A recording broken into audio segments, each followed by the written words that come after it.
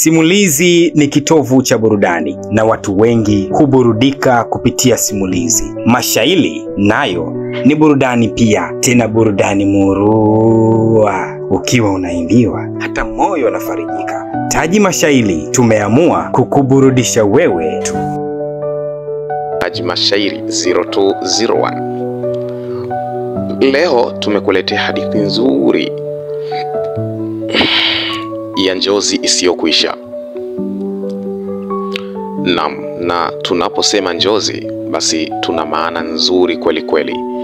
Pengine ukawa na maswali mengi ya kujiuliza. Nini ni njozi?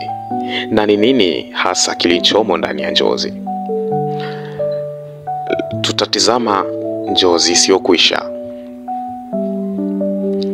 Na naamini utajifunza mengi kweli kweli katika riwaya hii.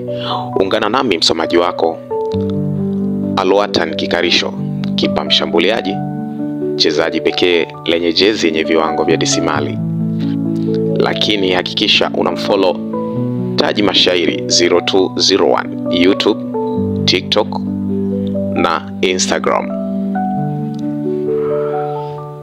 Ni kijana mmoja aliyejulikana kwa jina la Hidhiri,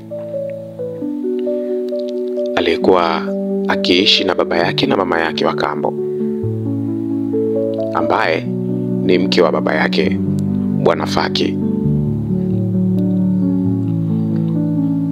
Bwana Faki alikuwa na watoto wawili. Wa kwanza Hidhiri, ambaye mama yake alifariki, na Sabi, mtoto wa mke wa pili baada ya mama Hidhiri kuaga dunia.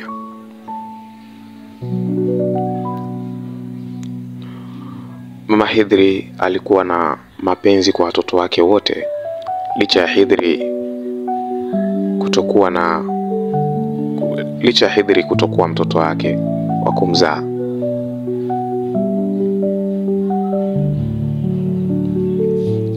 Tofauti na mumewe Bwana Sabi, tofauti na mumewe Bwana Faki ambaye alikuwa hampendi kivile Hidhiri, tofauti na alivyompenda Sabi, licha ya kuwa wote ni watoto wa kiume. Hidhiri alikuwa kijana wa umri usiozidi miaka 26, wakati Sabi alikuwa na miaka 22 tangu kuzaliwa kwao, ambapo walipishana takriban miaka 4. Lakini ukiwalinganisha kana kwamba wako sawa, yani hawakupishana sana.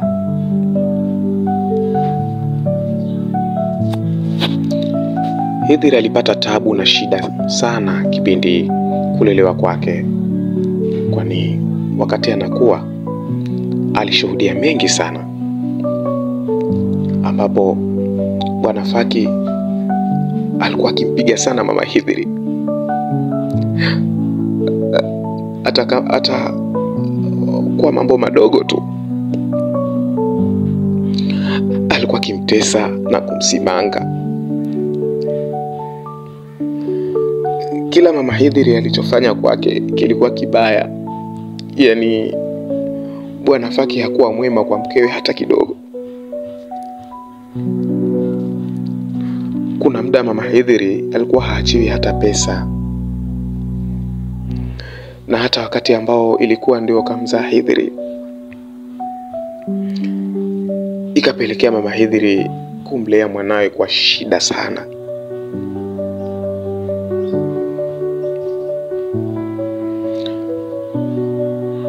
Hidhiri katika kukua kwake alikuwa akimuumiza sana na kumwazisha yote yale ambayo mama yake alifanyiwa, na hasa pale baba yake aliposhindwa kutomsomesha kwa makusudi pale alipomaliza kidato cha 4, alipofaulu na kutakiwa kuendelea na masomo.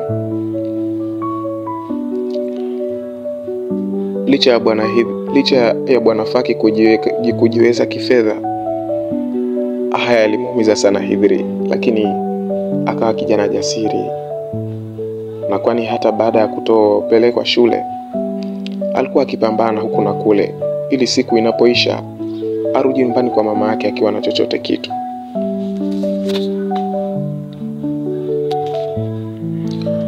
Baada ya mama Hidhiri kutoweka duniani, ndipo akaamriwa kwenda kuishi na baba yake na mama mwingine ambaye ni mke mwingine wa Bwana Faki. Lakini hapo Hidhiri alikuwa tayari ana vishughuli vyake, hela ndogo ndogo, kwa maana 10,000 havikumpiga chenga kwa matumizi madogo madogo kama kijana.